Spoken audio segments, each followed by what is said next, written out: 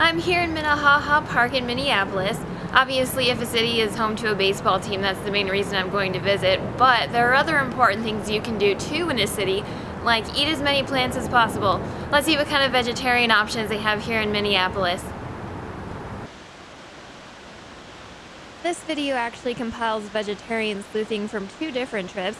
I was pretty loose with the restaurants and created many food babies in Minnesota. On my first excursion to the Twin Cities, my main objective was to watch A's Twins games. At Target Field, I found some tasty options that are actually from local restaurants. The herbivorous butcher has a selection of meat-free meats and dairy-free cheeses.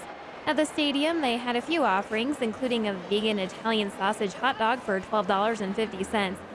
I've generally been disgusted by hot dogs since my mom told me what was in regular ones when I was a youthful omnivore, but this one was pretty darn good.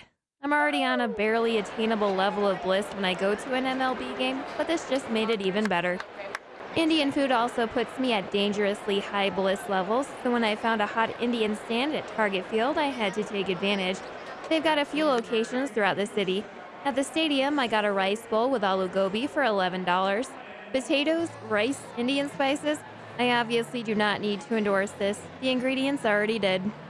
Eating aloo gobi and watching baseball must be what a cat would feel like if it finally caught the red dot. It can't get any better. Hot Indian also has a location in the Mall of America. There, after buying enough stuff to push the limits of my carry-on bag zipper, I got a spinach paneer rice bowl with green chutney. If I'd had access to a good mustache and fedora, I would have gone back and bought a second order so they wouldn't know how big of a fat kid I am. So tasty. After stuffing my face with Indian food at the Mall of America, I needed to get some dessert to challenge my pant zipper as much as my bag zipper. That's where Dodo came in, a little eatery that serves gobs of cookie dough for your enjoyment. It's like God let us have a little bit of heaven here on earth. I chose the gluten-free chocolate chip cookie dough because I've been going through the heart-wrenching process of trying to figure out if I have a gluten problem. I haven't determined it for sure yet because I can't manage more than a week without it. Who cares if my stomach revolts? So if you're stuck living with a lack of gluten, they'll still rock your taste buds. One scoop was $5, and it was more than enough for my now early 30s stomach that thinks I need to eat in moderation. Ew. I did actually manage to eat outside of the stadium in the mall.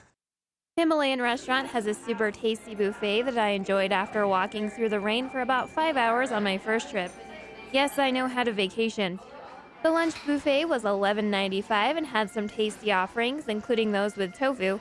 This is before I started the gluten experiment, so I can also highly recommend their bread selections. I would never go anywhere that didn't offer some hardcore dessert action, so I'd suggest their Kheer too. Despite getting there with about 10 minutes to spare for their lunch buffet, I still managed to eat a couple of plates. Totally worth it. Sorry for my table manners, fellow customers. If you're headed to the Twin Cities and you don't eat food with a face, Hot Indian, Himalayan Restaurant, the Herbivorous Butcher, and Dodo should be on your list. If you greatly enjoy food with faces, you'll also enjoy those places.